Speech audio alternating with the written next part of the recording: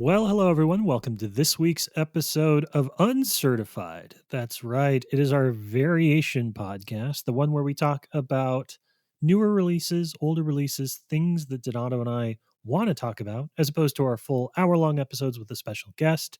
We have those on a pretty regular basis. You'll get one of those very, very soon.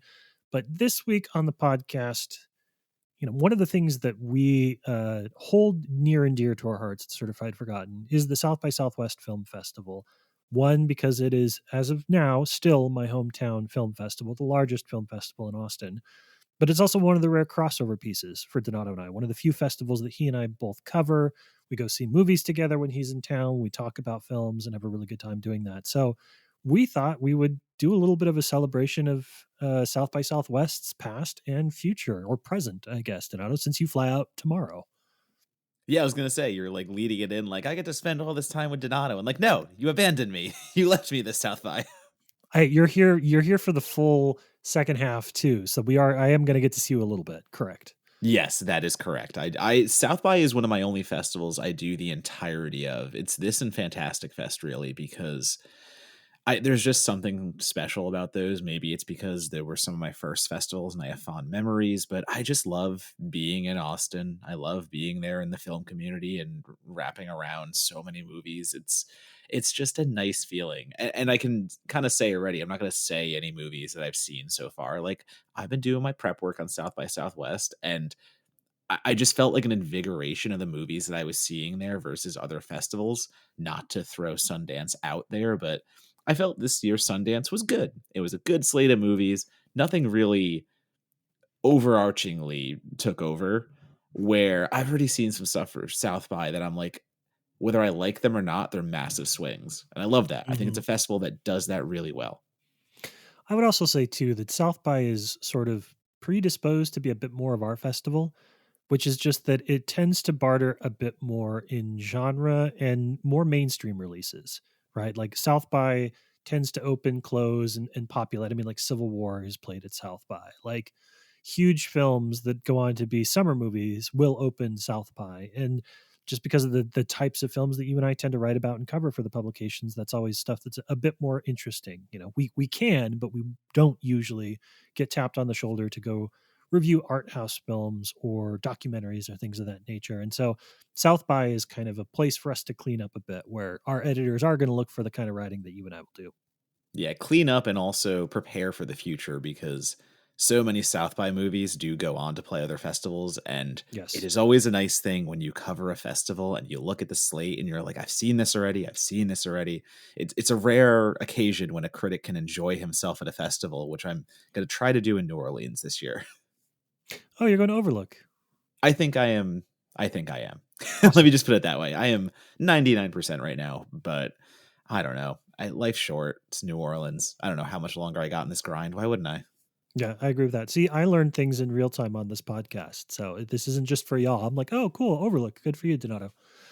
Well, we talked about how we want to structure this, and I think we're just going to do 2 and 2 from each of us. 2 films from South by Southwest past that we really loved. 2 films from this year's festival that we're really looking forward to. So, Donato, why don't you kick us off with? Let's do past, and then we'll do this year's festival. So, start us off with one of your favorite films from previous festivals. I'm gonna try to keep it horror because I will say caveat, the best thing I have ever seen at South by Southwest is Blind Spotting. It's the only 5 out of Mm. 5 I've ever given out of South by. But keeping with our podcast and keeping with what we do, I am gonna keep it horror. And my top has some 4.5s. It's got some really good ratings up there. The one that surprised me though was Upgrade because I could say Hereditary, I could Yeah. say X, but everyone knows I love those movies. I don't know if everyone knows I adore Upgrade. Lee Winnell is doing tremendous sci-fi work here. Logan Marshall Green gives himself over into this automaton kind of character who is taken over by AI, and the robotic movements he achieves plus the cinematography and the way that it also feels mechanical. I think it's such a nifty revenge thriller in the way that it is also a buddy comedy that uses technology. It is both a warning against AI and a fantastic usage of it in an actioner. I just had so much fun with it. I think it's so technically well done. It's well acted. It's got all the blood and guts. It's what I want Lee Whannell doing more of. Yeah. Yeah, I'm with you. Upgrade is a movie that I really enjoy too. I think that it does the thing that we sometimes talk about on the podcast, which is it varies itself. It gives you a lot of different looks. It gives you a lot of different styles of fight scenes. My most cancelable action Twitter take, if you will, is that I think that a lot of action movies are boring because they start at 11 and then they stay at 11, and they don't give you, opportunities to really enjoy or get different looks at things. And I think Upgrade is a well structured film. I think that, it maintains different types of fight scenes up until the end. And to me, that's the best thing that it's the best thing that an action movie can do is not only deliver good action, but make each set piece feel unique and the kind of thing that you want to go back to and watch a YouTube clip of just that fight scene, right? Yeah, and for $3 million, the reported budget, it is so good at being futuristic. When L really builds the universe and he makes you believe it, it's not overly sci-fi, let's say. Hmm. There's mechanic shop stuff and, bars are doubling as futuristic bars and all this stuff. But then when you get to the real cyber crazy escapism, it all looks really good. And that is also the mark of a filmmaker where, South by Southwest does a great job of taking these truly independent efforts and showing how somebody can do so much with quote unquote so little. Again, $3 million is a good sum of money to other filmmakers. But when we are talking about the scope of Upgrade, for what Whannell pulls off, I think it is very impressive. It's tremendous what he can do with that. So the visual appeal, all of it, I think it speaks to what South by as a festival, and especially the Midnighters, what they really try to bring Yeah. in. Yeah, and for my first pick, I'll stay in the sci-fi vein with you. I think this probably maybe my favorite film to ever come out of South by for me would be Zeke Earl and Chris Caldwell's Prospect, which is a retro futuristic sci-fi film. It stars Pedro Pascal, which is probably the reason that anybody's seen it over the last couple of years, and a very, very young Sophie Thatcher. But it is about a young woman who is, you know, stuck in a corporate contract from her father, ends up on a mining planet, and then kind of has to align herself with a renegade in order to get the resources they need to get back up off the planet and safe. And it just has such a nice and fun lo-fi sci-fi. I think that there's only a handful of films. I often compare it to, I can't remember what it is, Space Station 76 or whatever the sort of like quasi comedy sci-fi film is. But a lot of our visions of the future have gotten sleeker and sleeker as our technology allows us to do fun things with it. And there's just a special place in my heart for blue collar space, right? Like my love of the Alien franchise is not about the xenomorphs. It's about like blue collar sci-fi and the working class that has to kind of make a living out on the fringes of space. And I like it when I see sci-fi movies where the technology is kind of busted in analog, because to me that sort of delivers on a version of our future that I always found most interesting on screen. And for me, I'm going to go right back to pulling me in. Sci-fi and specifically space exploration, those kind of tales, they're a harder sell for me. It's just not what I immediately gravitate towards as a viewer. But Sure. for something like Prospect to just draw me in. I fell in love with the visuals. I will echo again, for however much money that movie was made for, it looks triple the budget. It's crazy how they do build other worlds and the spacesuits and all of that stuff. The details are meticulous. And that again is what South by is all about. Like I'll call back to Molly and Max in the future. I love that movie so Yeah. much. And it's micro budget romance sci-fi, but it looks so good even though it's made for literal pennies. Like that was shot with just some chewed gum and whatever was in the director's pocket. But going back to Prospect, really well acted too. I Yes. talk about Pedro and everybody there. Like it's such a wonderfully intimate sci-fi film that brings with it the grandiosity of just cosmic wonder, but also narrows it down in a way that really does benefit the film story. Like these are smart filmmakers. These are filmmakers who had a concept, an idea, they knew what they could get away with, And that's exactly what they do. They deliver, they execute. They don't try to do too much. It's just smart, and you don't always get that in film. Like, people try to go above and beyond because, well, I want to make this movie this big, yada yada yada. I don't know what, I don't have the money for it, but I'll try anyway. No, you make the movie you can make, and that's Prospect. Yeah, and when we talk about most anticipated films at South by, I will hint at another science fiction film that I'm really excited by because it seems to be delivering on the same like lo-fi do what you can kind of vibes, and we'll get to that. But Donato, you have one more past festival favorite to throw out there. I will again stick with my Midnighters. I will stick with what I know and love because Chef's a wonderful movie, right? We all know Chef's a wonderful movie. We don't need to do that. But what about Get Duked? Because Mm. I love Get Duked.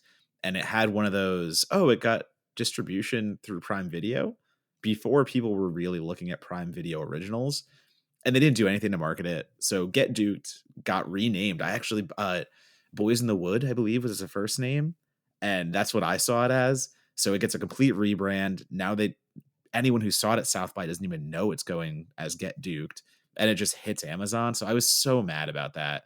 And it is such a fun movie. It's just kids trying to survive. It is about classism. It's basically like the director is a prolific music video director. So the kids are rappers, of course. They go on these psychedelic trips, and the classism is they're being hunted by the upper class. So you get generational warfare immediately, the millennials versus the boomers, and you're doing it in the Highlands of all places. It's just fucking crazy. It's a wild, wild movie that is so very funny. The music adds so much complexity and also just good vibes to it. Yeah, It's violent in the way that makes a point. It's not trying to be a slasher. It is just trying to be a commentary on social breakdowns. But again, it's a party movie. So like it's all these things thrown into one. It's like taking a hallucinogenic drug and going through a societal commentary and laughing your way, but also feeling all the weight of it. I love Get Duked. I love it. DJ Beetroot for the fucking rafters. it has. I can't remember Get Duked well enough to say whether I liked it or loved it or just thought it was okay. So I won't put words in my own mouth. But what I will say is it has maybe the single best musical number in a non-musical that I've ever seen in film, and I would stand by that. Even my fuzzy memory of the movie, that 3-4 minutes of screen time is so locked in that yeah, that I think that is the most true. So it is big swings. You talked about it with regards to like what you're seeing at the festival. That it doesn't get much bigger a swing than that. That is something that the programmers are responding to. It's a wavelength type thing, and when it works, it's so much more fun. Yeah, suburban kids doing Eagle Scout shit to try and prove that, well, their lives aren't worthless. It's a good concept, and then you do everything else. Eddie Izzard, God, I love Get Duked. It's just so fun. Monocle go. Yeah, my second recommendation, which I think I've talked about on the podcast before, and if not, slap my wrists. It shares something with the first film, which is that these are two movies I actually own on Blu-ray, and I am not a physical. I'm a physical media collector and other things. I'm not a physical home video collector, mostly because I don't really rewatch stuff. I'm like a shark. If I stop swimming, I die. So I'm always watching things that I haven't seen. But Dan Burke and Robert Olson's Villains is one of my favorite. When you talk about, a film like Companion, which is kind of doing things like comedy and black humor and a little bit. When we talk about The Monkey, we had an entire discussion about The Monkey as to whether it was comedy, whether it was black humor or something else. Villains is my perfect, like, I don't know if it's a comedy, but I know that it's funny, and I know that it's funny because it's mean. It's got wonderful performances from Bill Skarsgård. It's got wonderful performances from Michael Monroe, who remains kind of the most interesting actress of our generation for me. But it also has great stuff from Jeffrey Donovan and Kira Sedgwick too, playing this like oddball couple and the kind of like weird Lynchian B movie kind of vibes that it goes through with this couple is just it's a lot of fun. I found that when I gravitate towards films, sometimes I can think that they're like described as a watered down version. of other films. Like I like The Perfection because The Perfection is sort of like a B American version of South Korean revenge movies. I like Villains because Villains is sort of like a B genre version of like a David Lynch film. And that's strange a little bit that I, that I don't like to go to the main source. I like to do kind of like a little bit of the nods or the ripoffs or whatever. But there's just something highbrow and lowbrow about movies like that are operating in tandem, and Villains is perfect. It is a highbrow lowbrow movie in a way that is balanced deliciously for me. Yeah, I would absolutely call it mean the way you did it, but I also say it's very romantic and heartfelt. I think that the balance of that is why I love Villains so much, because the hair tunnel between Micah and Skarsgård, Yeah. it is genuinely touching and it gets me every time. Like Mhm. their chemistry on screen, doing their dirtbag kind of millennial Bonnie and Clyde works so well. Like they are both such phenomenal actors and you believe their instant chemistry. You're with their relationship the whole time. And that makes the movie so much more impactful because of the way, things kind of fall out. It's violent, it's fun. It throws the home invasion tropes out the window too. Like it's playing with so many different toys and doing so in a way that delivers unexpectedly competent results. It's never the movie you kind of think it is until it is, and then it is it again. It's Yeah. such an interesting watch. And it's a real, if you are somebody that thinks that Bill Skarsgård plays just weirdos on screen, and of course he does, he's very, very good at it. But I actually think that among genre films, his character in Villains and his character in Barbarian are some of like the more nice-hearted kind of on-screen characters that you'll see that are sort of a rejection of toxic masculinity and are doing some really interesting things. And I don't know if it works out particularly well for him in either of those roles, but pour one out for our little creepy guy because he's not always Pennywise the clown. Sometimes he could very well be a traditional leading man, and I hope if he wants to, someday somebody gives him that chance.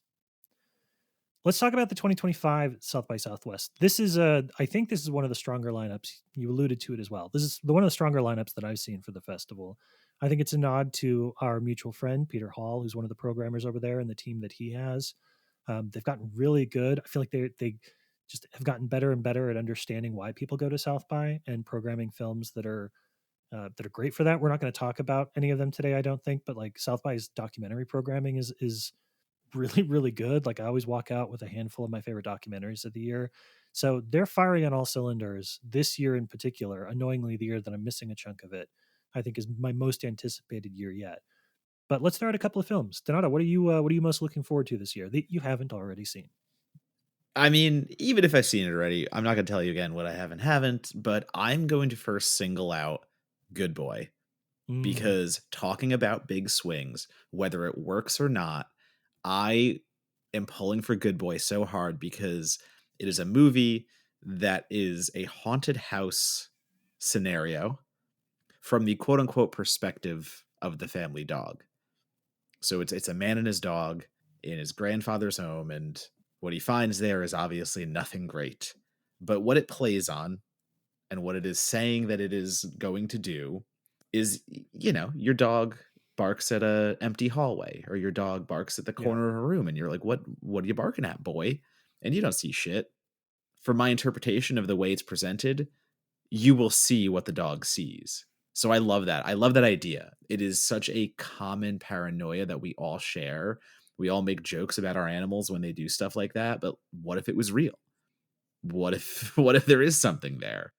That version of a horror movie is brilliant to me. Of course it's going to come down to, okay, is this a gimmick film? Like, I don't want to diminish what Skinamarink does because I do think it's a good experiment. But is it just a vibes movie? What's the idea here? Is it going to be completely tied to the dog in a way that is detrimental? Or are we going to be able to tell a story and just have maybe the camera following the dog, let's say? So, however it turns out, I can't wait to find out. But Good Boy is on my radar just for sheer ambition alone. Yeah, I will agree with that. I think that it's one of my most anticipated movies of the festival. I know that when it was funny when Peter announced it when they had like their South by Southwest reveal day, his comments were just a million people being like, "Does anything bad happen to that dog, Peter? You have to fucking tell me right now if anything bad happens to that dog." So, I actually don't know if anything bad happens to the dog, but I don't think that they would be that cruel for us. It's got to be. I think he even confirmed publicly that Did he nothing confirm? does. I Okay. That is just me trying to remember. I believe publicly he's like, the dog's fine, guys. Yeah. Okay. That's very relieving to hear.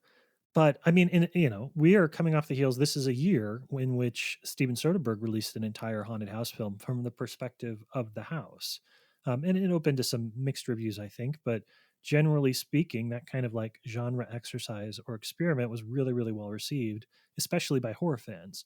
So the idea of telling a story from the perspective of a character that isn't normally put at the foreground, the dog, I think that's a great idea. It allows you to, it's horror. I say it a million times. Horror is jazz. It's not about, the melodies are the same, the improvisation is different, and I think that's what you're looking for.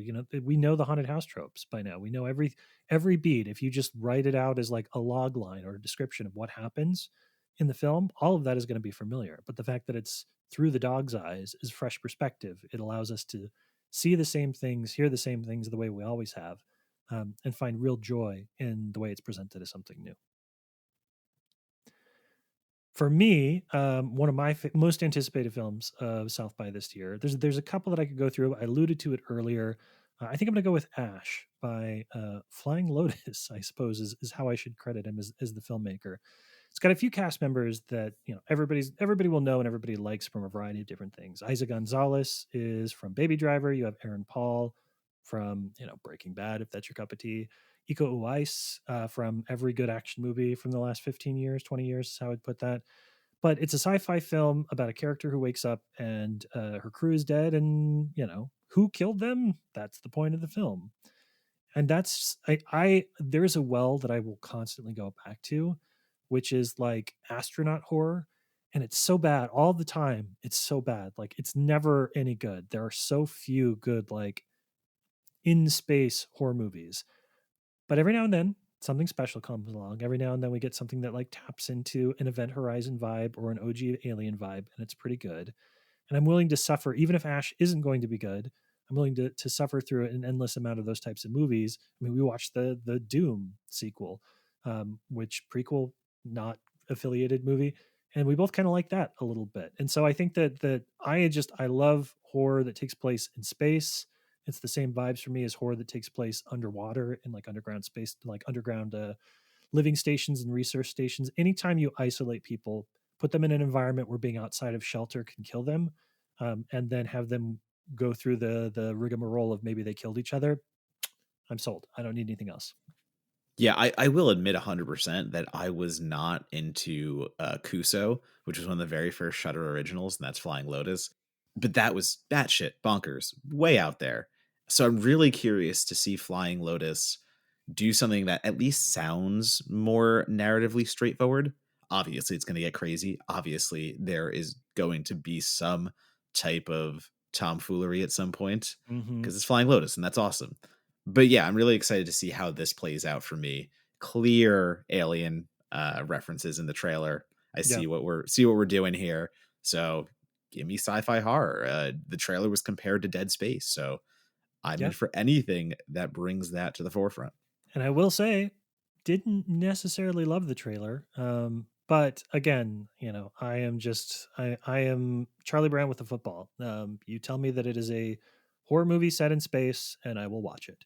And I'm hoping that Ash is the one of the good ones because again, Flying Lotus, very interesting, multi hyphenate, like great connections to stuff like Cartoon Network, Adult Swim, which means that maybe he's got a little bit of that weirdness in him. I never saw his first film, but it speaks to me that he's on the same wavelength as a lot of people that go on to do some pretty creative stuff. So I'm into buckle up. Let's see if it's going to be fun. Donato, what's your second film you're most anticipating this year? I'm gonna make it easy. I'm not gonna pick something like Death at a Unicorn because that's A24. I'll repeat the same thing I've been saying. The big guys, everyone's gonna see them. We know what that is. Maybe not everyone has Shutter. Maybe not everyone has read Adam Caesar. But I will absolutely take Clown in a Cornfield because if you're gonna bring a gory Red Band trailer approved gory slasher to South by Southwest. I think you got to do that with some kind of confidence.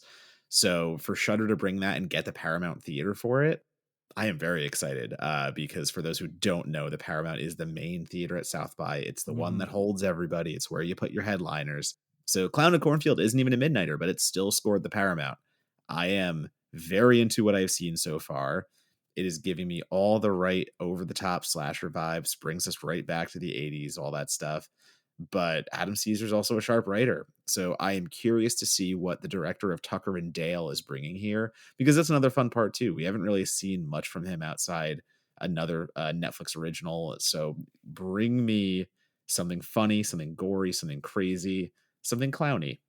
I hope it's all there. I do hope I really love Clown in a Cornfield because it has all the makings of a Donato movie. I do like I think you brought up a good point with I mean, Eli Craig is kind of the X factor for me here because Tucker and Dale is the best horror comedy. It just is. It's a perfect balance, it's a perfect blend. It does so many different things right. And I think that the tricky thing with I mean, and I you know full disclosure, you know this already if you've listened to the show, but Adam Caesar's been on as a podcast guest. We came up as writers together for Paracinema. I've followed his career for and bought books of his for years and years and years. I'm a fan. I think he's really talented. And I think that the Clown in the Cornfield series is not good YA horror. I think it's just really fun horror. And it like the second book I think is better than the first, and it opens it up to political influence and social media. I think he's doing really good work, but there's a lot of balance. It is YA horror, so there's a balance there of how much do you want to lean into the horror. You have to get teenage characters right. I think Adam does that in his book, but translating that to the screen is a whole different set of things. So knowing that it's in the hands of somebody like Eli Craig makes me feel really confident about it because they're going to calibrate it as like R-rated movie for teenagers. Which is if it's basically the first, if it's designed to be the first R-rated movie that the audience is able to see legally in a movie theater by themselves, that's exactly what it should be. It should be everybody's first R-rated movie when they turn 17 that they don't need to bring a parent along with. And even better, it's on Shutter, so you don't even need to sneak into a theater. True, true. But you should go see it in theaters. My last one, even though I was not as big a fan of Nocebo, I wasn't a movie that really popped for me. Lorcan Finnegan is bringing The Surfer to the festival. That is the new Nicolas Cage movie. The trailer is amazing. The challenge with a Nick Cage movie is to know if it is a sincere Nick Cage movie or if it's sort of a tongue-in-cheek meta Nick Cage movie that he sometimes does for fun. But this one looks fucking weird. I like it when Cage is particularly fucking weird about a guy who like goes to his old beach house, his old, coastal territory where he grew up and is bullied because now he's like old and middle class and, refuses to have it go laying down and is being emasculated in front of his son. It just feels trippy and messy. And there will come a time where there isn't a Nick Cage movie in the pipeline where he's doing trippy and messy. And I don't, I'm not looking forward to those days. So like, as long as there is one The Surfer a year forever, I will feel immortal, and I'm glad that one of them is playing at South by. Super inside baseball, but this is one of the parties I cannot attend. I'm so mad because it's being held at Austin's Pool Burger, which has become Yeah. one of my favorite new restaurant, not new, but new to me restaurants in Austin. Great tiki drinks, great burgers, and that's where the surfer party is. And I'm kind of bummed, but I am excited for the movie as well. I'm doubling everything you said because that trailer drew me right in. Give me Crazy Cage, but as long as it's done right, and I think Lorcan Finnegan can do that because while Nocebo again was not 100% for me, I do like his feature debut without name. It's pretty decent. So Donato, you're going to be boots on the ground this week, this weekend, the first 2 weeks of March, whatever you want to call it, for South by Southwest. If folks want your recommendations of where the best after parties are, because that's a whole thing you got to know. And at this point, with you and your network, how do folks follow you on social media? How do they connect with you? How do they find out what you're watching, what you're reviewing, and what the maybe things you don't want to miss in the second half of the festival might be? You can follow me at Donato Bomb on Blue Sky. I almost said Twitter again, but no, Twitter dead. Blue Sky, Letterboxd, and Instagram. I will be posting all of my reviews. We've already got some logged. So it's going to be, if I can catch everything that I have assigned, quite a heavy workload. You're going to have plenty of writing coming from me. I'll steer you in the right direction, tell you what's coming out, what to keep an eye on. And yeah, maybe you might see some pictures of me hanging out with some cool people at some cool parties because I have nice friends.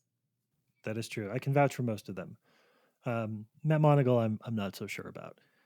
As for myself, I'm not even going to be in Austin, so you don't want to follow me for shit because I ain't going to give you any good South by recommendations this year. However, you can follow me. Let's do Blue Sky and Letterboxd. You can follow me on Blue Sky Monagle at bsky.social. Letterbox, my handle is Monagle on there as well. And if you haven't already, if you're listening to this, I hope you have. Be sure to follow the podcast on YouTube, Apple Podcasts, Spotify, your podcast platform of choice. Leave us a review. It can be 3 or above. We'll take it. 2 or 1, maybe keep those opinions to yourself. But 3, 4, 5, we're happy to hear from you. And also, if you haven't gone to certifiedforgotten.com in a while, you might want to go there. We may be in sort of like a beta pre-fun thing that we're doing with our new website. You might see a few pieces occasionally start trickling in that we'll, of course, post and celebrate on social media. But as we gear up for April, which is looking like the big launch, the big relaunch of the website, do keep an eye on Certified Forgotten every now and then. We're testing the waters with our new platform. We're gonna dig around a little bit. But otherwise, I wish you happiness and health in these fucked up times, and go watch some horror movies that make you happy.